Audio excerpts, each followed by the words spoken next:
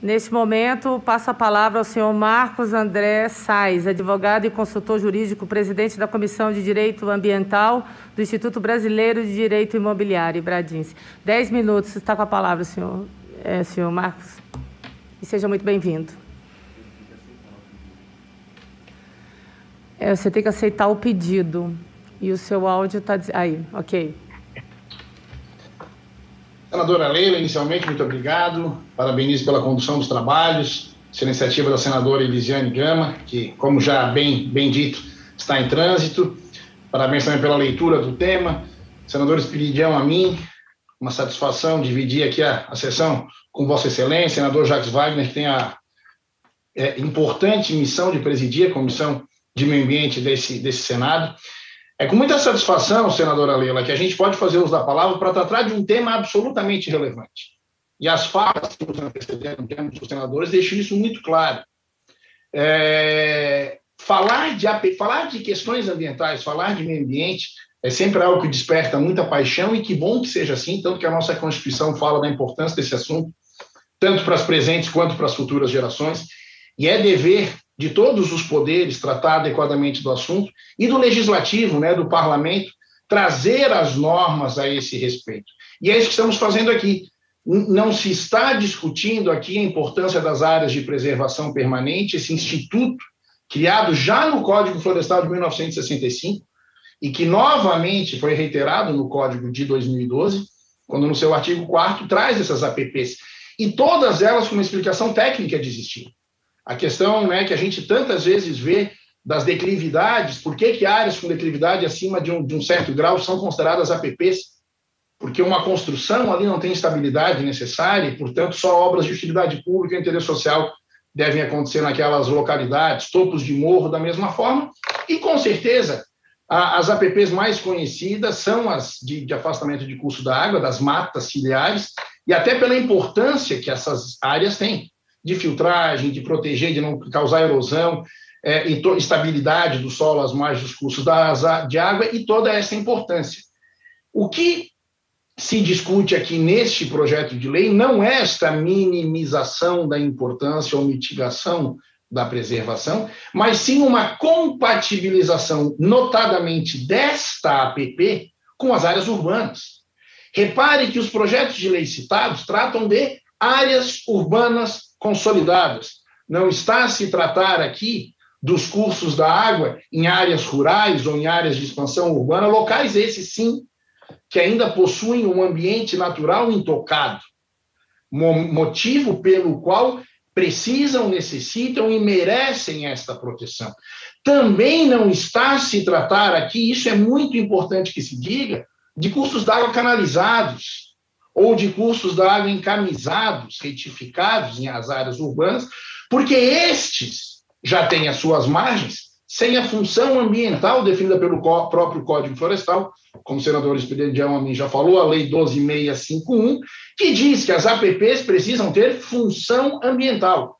As de margem de curso da água, a função ambiental de proteger esse curso hídrico.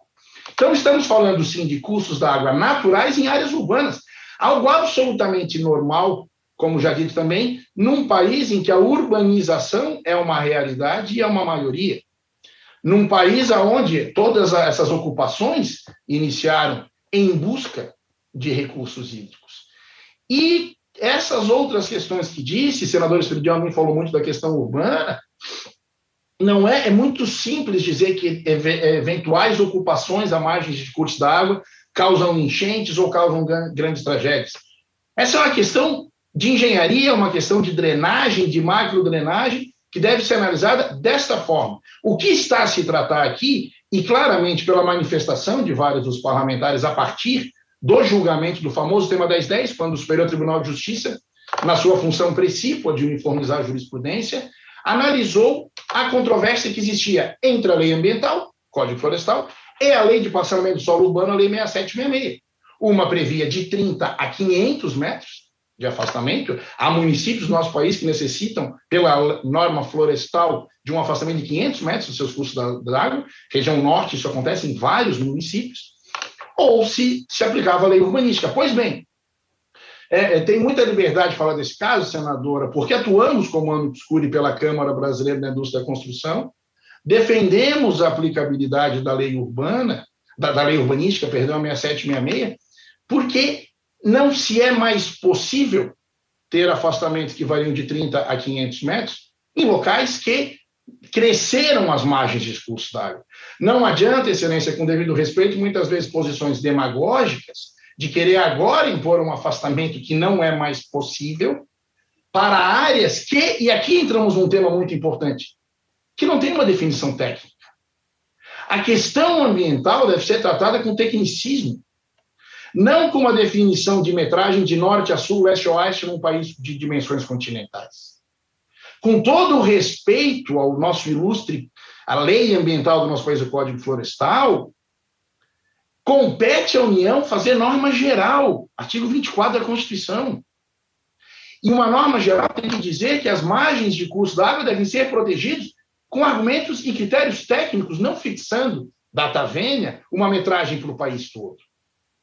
Esta questão, que se trata aqui o PL 1869 de 21, e como já dito também, o 368 lá de 2012 da senadora Ana Amélia, trazem critérios técnicos, assim como o do deputado Peninha, do deputado Marcelo Ramos na Câmara dos Deputados. Trazem critérios técnicos e objetivos para que os municípios, na sua função e na competência constitucional que eles cabem, façam essa definição. Mas é importante dizer, e eu vou além do que disse o senador Esperidião a mim, o assunto não é novidade para essa Casa Legislativa e nem para a Câmara, ou seja, o nosso parlamento já se debruçou quando aprovou o Código Florestal. O PL da senadora Ana Amélia veio, senadora Leila, porque houve um veto a 2 parágrafos que foram aprovados no atual artigo 4º, parágrafo 7º e 8º, se alguém abrir lá vai ver vetado. Estes parágrafos que passaram por mais de 150 audiências públicas e que foram aprovados nas 2 casas legislativas, foram vetados pela Presidência da República sobre um único fundamento, que eles feririam o chamado princípio da proibição do retrocesso. Princípio este que nas 4 ações propostas em face do Código Florestal, no seu controle de constitucionalidade, foi afastado. Ou seja, o único fundamento que não foi técnico, foi jurídico, quando o senador Eduardo Braga chega na sessão, foi utilizado para o veto, não foi acolhido pelo Supremo Tribunal Federal. Ou seja, não existe mais aquela razão. Por isso, diria, não precisamos remeter apenas, senador Esperidião a mim, ao PL 368 de 2012. Eu faço remissão a 150 audiências públicas e a aprovação nas 2 casas legislativas deste critério, definição pelos municípios, através de estudos técnicos de afastamento de cursos da água em áreas urbanas consolidadas. Tem ainda a questão, muito bem trazida no PL, da regularização de obras que foram construídas, também levando em conta, lembremos, é recente a definição do STJ, também levando em conta a legislação urbanística, e que hoje se vem, até mesmo por nota técnica de Ministério Público de alguns estados, já se vem dormindo na regularidade e acordando na irregularidade. Então, senadora Leila, já me dirigindo ao final da fala, até pelo tempo, é medida esta Casa Legislativa, tanto as nossas casas legislativas, não apenas tem a possibilidade ou a faculdade de regulamentar essa matéria, tem o dever de regulamentar essa matéria, que já o fez quando da edição do Código Florestal, que foi vetado por um fundamento não acolhido pelo Supremo, e que agora deve fazê-lo de forma técnica, para trazer não só segurança jurídica, mas para trazer desenvolvimento sustentável. A sustentabilidade é baseada no tripé, questão social, ambiental e econômica. Quando se dá peso demais a uma perna de um tripé, senadora Leila, é óbvio que esse tripé cai.